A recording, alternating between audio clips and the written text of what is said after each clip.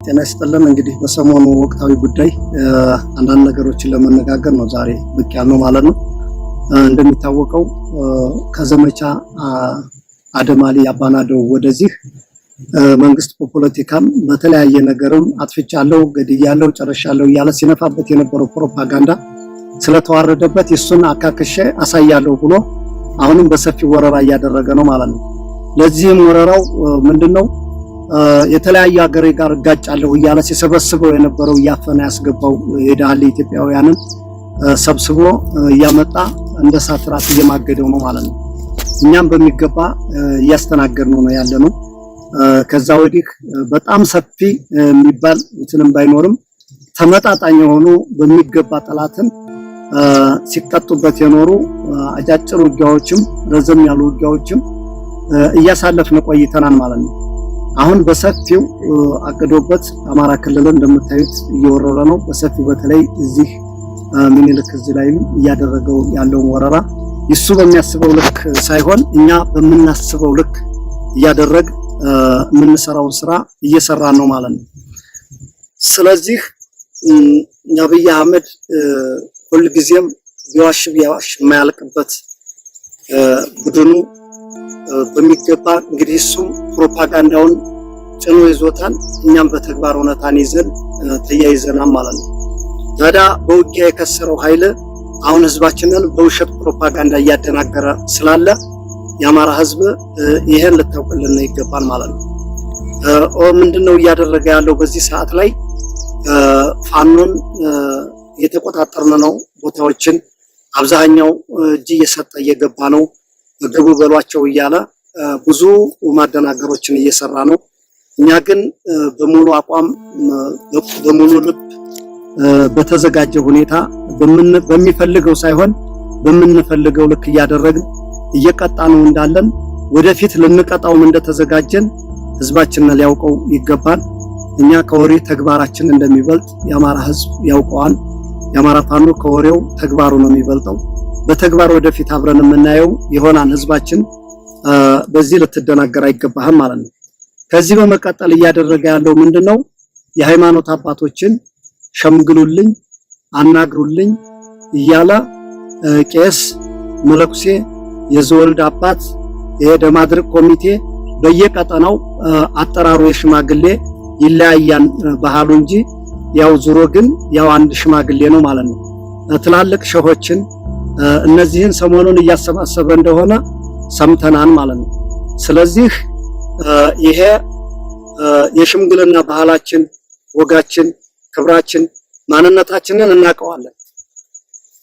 ስናውቀው ግን አባቶች እናንተ ይሄ መንግስት የሌለውን ሀገር ሲጋደል ደም እያስታረቃችሁ፣ ሲጋጭ ሲዳማ እየካሳችሁ እያስታረቃችሁ ብዙ የተለያዩ ነገሮች እያደረጋችሁ ህዝብን እያኖራችሁ እንደሆነ በባህላችሁ፣ በማንነታችሁ፣ በክብራችሁ እየኖራችሁ ነው ማለት ነው። ስለዚህ ይሄ እናንተን ወደኛ የሚልከው እኛ እሺ እንደማንላችሁ ይታወቃል። ግን ሽማግሌ እንደዚህ አንገላቱ፣ ለሽማግሌ እንደዚህ ያደረጉ እያለ እኛን ለማሳጣት ነው። እናንተ የሚገባችሁ ህዝባችን የሚጋጨው፣ የሚፋጨው፣ የሚፈራከሰው፣ የሚጋደለውን እንደለመዳችሁት ያንን በክብር እየመራችሁ መኖር ነው። የብልጽግናን ኮዝ የያዝነው እኛ ነን። የብልጽግናን ኮዝ የያዝነው እኛ ነን። ጦርነት ወደን፣ መሞት ወደን፣ አካል መጉደል ወደን፣ መሰቃየት ወደን አይደለም። እናንተም ማታውቁት ነገርም ባይኖርም ግን የአማራ ችግር የሚፈታ አማራጭ አጥተን 11ኛው ሰዓት ላይ የወጣንበት አላማችን ነው ማለት ነው። ስለዚህ አባቶቻችን ካሁን በፊት አስታርቃቸውን እኮ ልታሳፍኑ እንደነበረ ይታወቃል እኮ። ለኛም የናንተ ደስ ይበል ብለን እናንተን አስገብተን እኛም የራሳችንን አቋም እንወስዳለን ብለን የዛኔ አብዛኛዎች የተነጋገርን ሰዎች ስለምታውቁት የነበረውን ታሪክ ማለት ነው።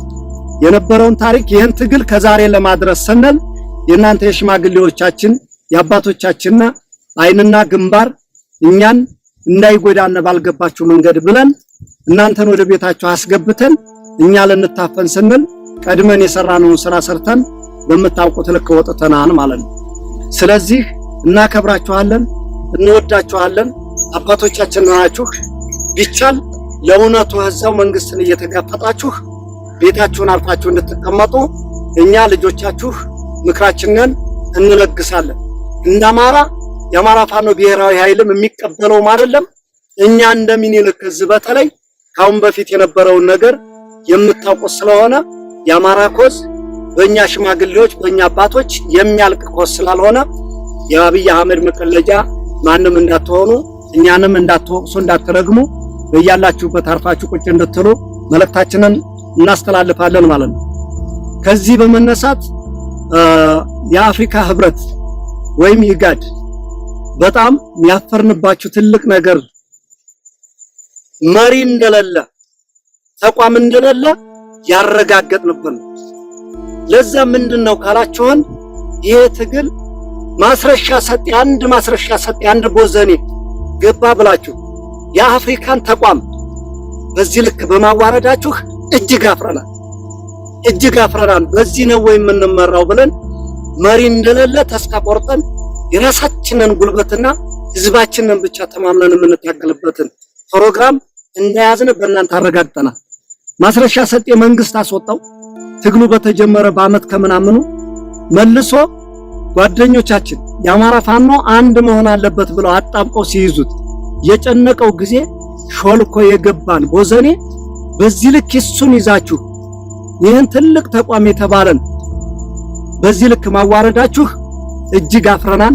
እንደ አፍሪካም እንደኛም እንደ ኢትዮጵያውያን እንደ አማራ ፋኖ በእውነት ይሄ ከሆነ ተቋም በቃ በዚህ ልክ ከሆነ ብለን ተስፋ ቆርጠን ያፈርንበት ድርጅት ነው።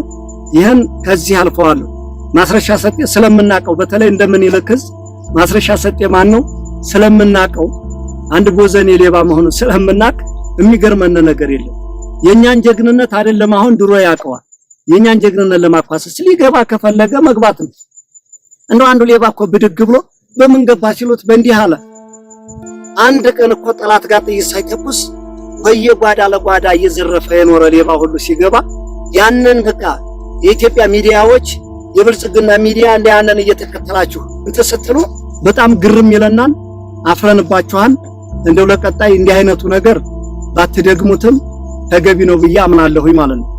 ከዚህ በመቀጠል ሰሞኑን ወልዲያ ዩኒቨርሲቲ ላይ የተሰራውን ስራ የወልዲያ ዩኒቨርሲቲ መምህራኖች ምን እንደተሰራ ታውቃላችሁ። ትምህርት ይከፈት ይማር ተባለ።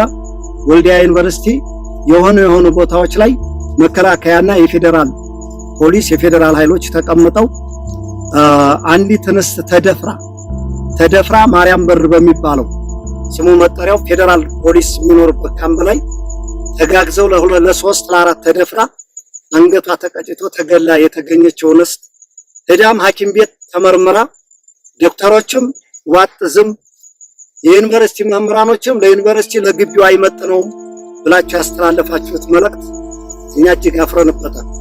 ትልቅ ተቋም ይዛችሁ ሴት ልጅ ወልዳችሁ አኑላችሁ ሴት ልጅ ወልዳችሁ ተማሪው ሰልፍ እንዳይወጣ አፈና በማድረግ ዋጥፍና አድርጋችሁ ለእናንተ በተሰጣችሁ ማስጠንቀቂያ ለተማሪው ማስጠንቀቂያ ሰጥታችሁ አፍናችሁት እንደቀራችሁ የዓለም የአደባባይ ሐቅ ነው።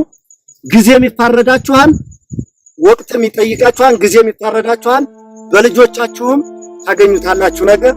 ይሄን ካልኳችሁ ሁላችሁ ይለናችሁን የሚቆጫችሁ ይለናችሁን ለኑሮ ለእንጀራ ተገዝታችሁ ስትወጡ ህይወትን እንጀራን ኑሮን ምቾትን ጥለን የወጣን ታጋዮችም ምንም አልሆን እየኖርን ነው።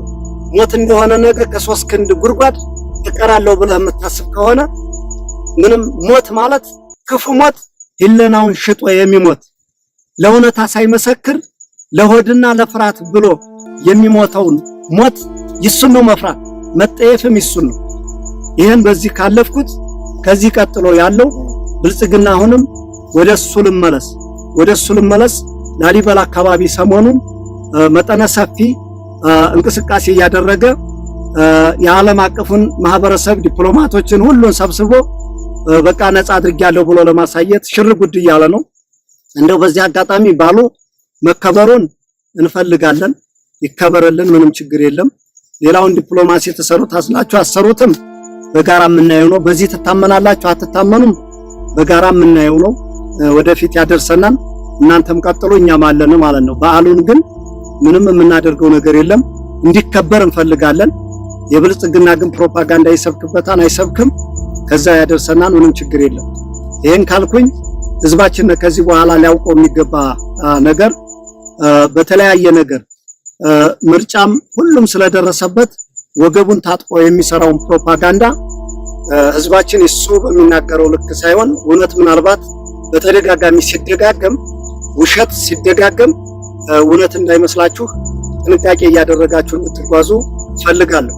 ለዚህም ሰሞኑን እያደረገ የከረመው በአርሲ ሲጨፈጨፍ የነበረው ኦርቶዶክሳውያን አይታችሁታል። ኦርቶዶክስን ለምን ትኩረት አድርጎ ጨፈጨፈ ሲባል እስከዛሬ ሁሉንም ጠቅሎ ነው ሲጨፈጭፍ የኖረው።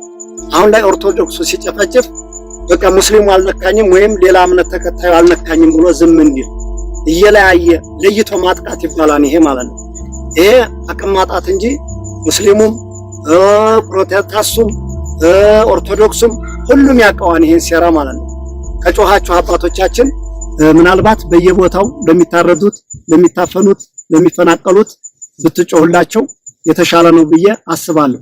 ከዛ ውጭ የብልጽግና ይሄ ኮተት የሆነ መንግስት እየሰራ ያለው በዚህ ሰዓት በቃ ምንም ጠቅላላ አማራ ክልልን ያለ መሬት ከአዲስ አበባ ጀምሮ በመቸብቸብ የመሬት ወረራው በጣም ከባድ ነው።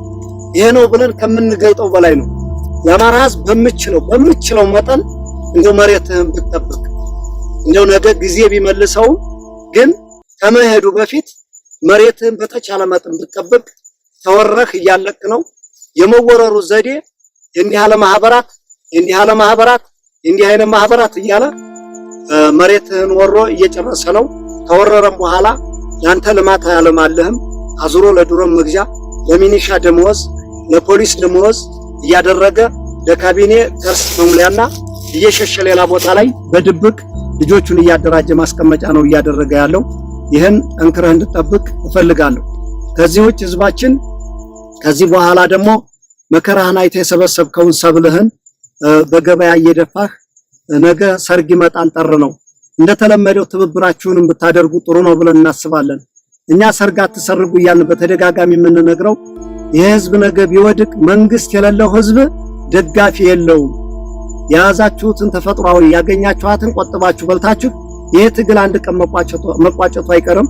እስኪቋጭ ድረስ ከጊዜ እንድደርሱ ብለን ነው እንጂ እኛ እናንተ የወደዳችሁትን እኛ የምንጠላ አይደለንም። ቆጥበህ እንድትይዝ መንግስት የሌለው ህዝብ እስከሆነ ድረስ በዚህ ጥንቃቄ አድርገህ እንድትኖር እንፈልጋለን። ከዚህ ውጭ ትግል ባለበት ቦታ ላይ ምናልባት እኛ አጥብቀን በመታነው ሰዓት ጠላት ማንኛውንም አማራ ባገኘበት አጋጣሚ እየገደለ ነው የሚሄደው። አንዱ ካለፈህ አንዱ አያለፈህም።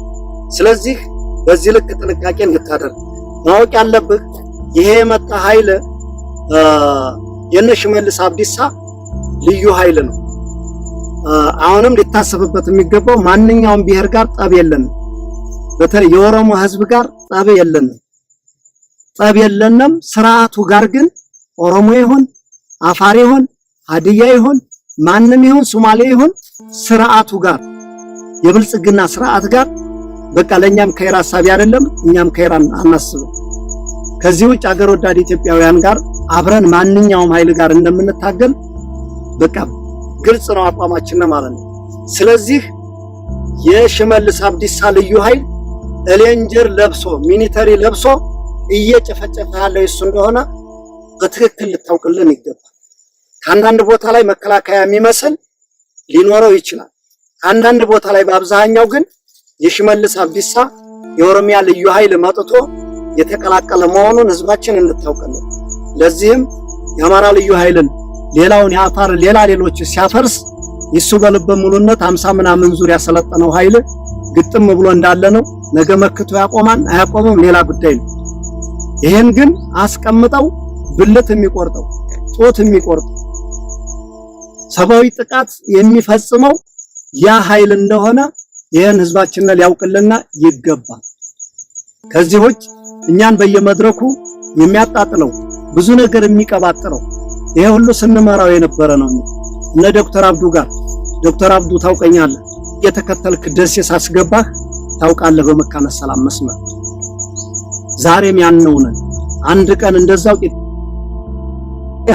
የምትከተልበት ጊዜ ቅርብ ነው የሚሆነው። እንተዋወቃለን። እያንዳንዱ እየተነሳ የምትቀባጠር ሁሉ በዛ በከፋ ጊዜ የት ነበራችሁ?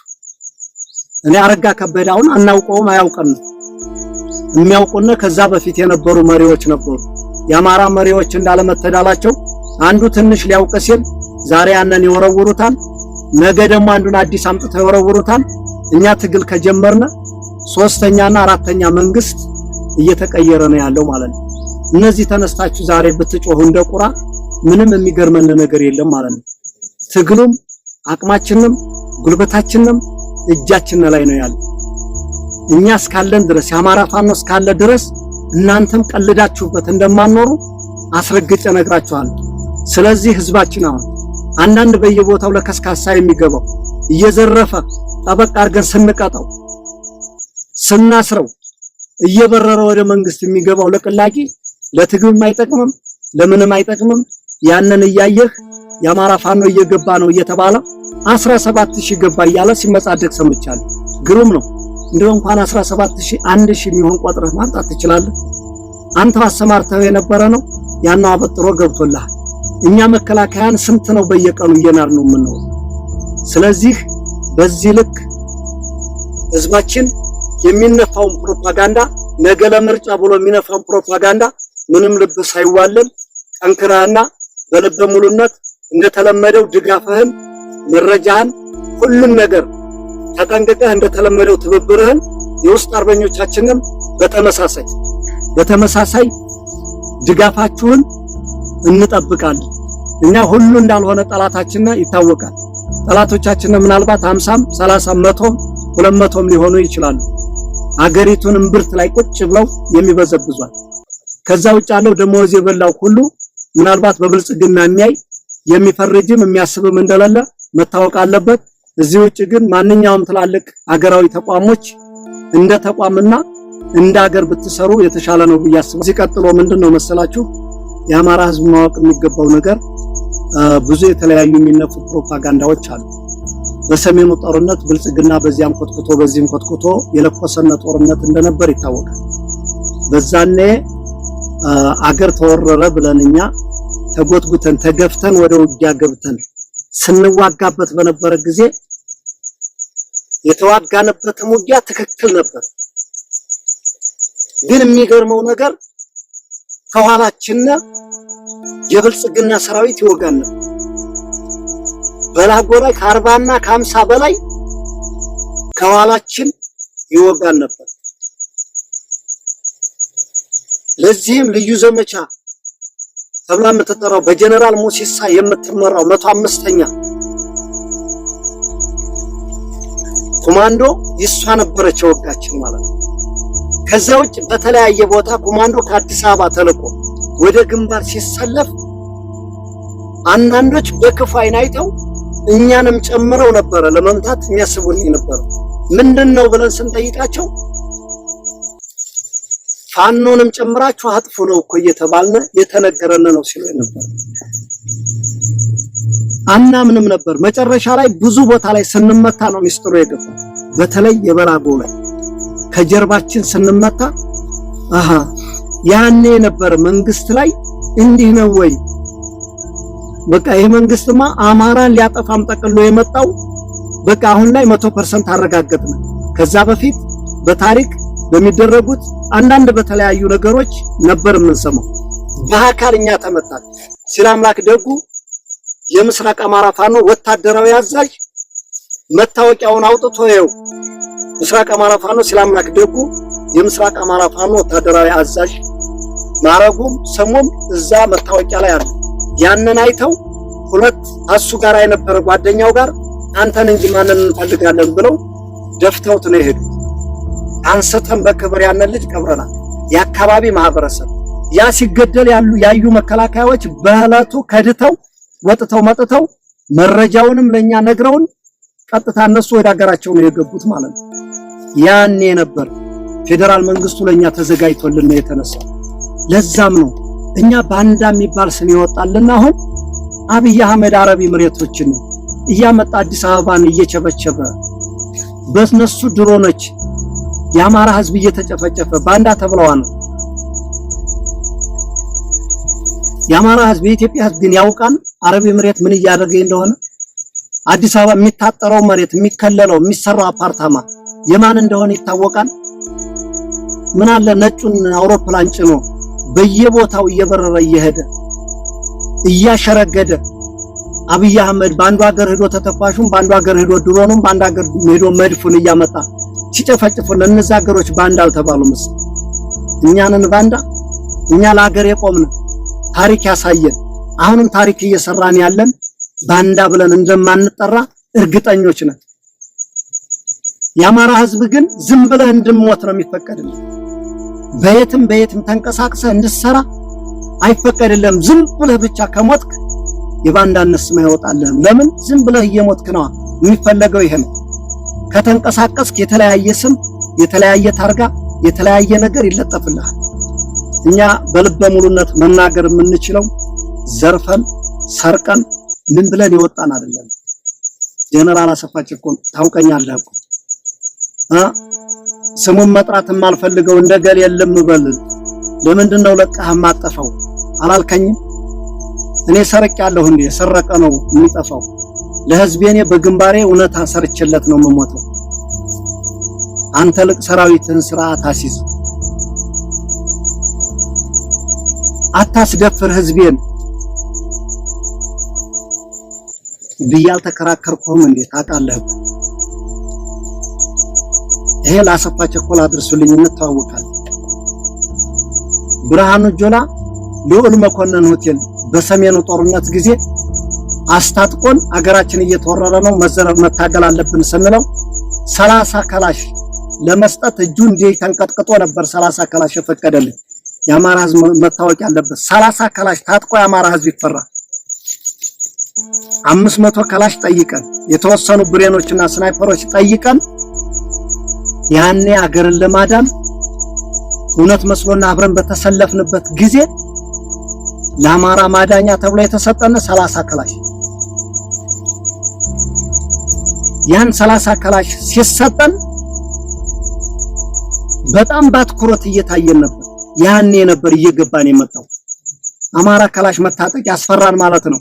ታዲያ አሁን ይሄን ብሬን ይሄን ስናይፐር ይሄን ሞርተር ዘመናዊ መሳሪያ እየታጠቅ አማራ በዚህ ነፃ ወጣለሁ ብለህ የምትፈራ ከሆነ እመነኝ ከዚህ በኋላ ለመቶ ዓመት አይደለምና ለ1000 ዓመት ብንታገል ማሸነፍ አንችልም።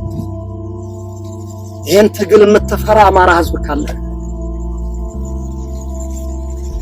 መፍራትና መጠየፍ ፍራትን ነው። መፍራትና መጠየፍ ኢለናው ያላመነበትን የሐሰት ምስክርነትን ነው፣ የሐሰት ቃላትን ነው። በዚህ ልክ እንድትረዳኝ ይፈልጋል የአማራ ህዝብ። ከዚህ ውጭ የራሳችን ወታደር አንዳንድ የሚያጠፉ ጥፋተኛ ያሉትን እያስተካከልን ነው። የአማራ ህዝብ በበደልንህ ባጠፋን አንዳንድ ልጆች ይቅርታ እንልሃለን። ለምን መሪ በዋለበት አባት በዋለበት ልጅ አይሆንም ይባላል።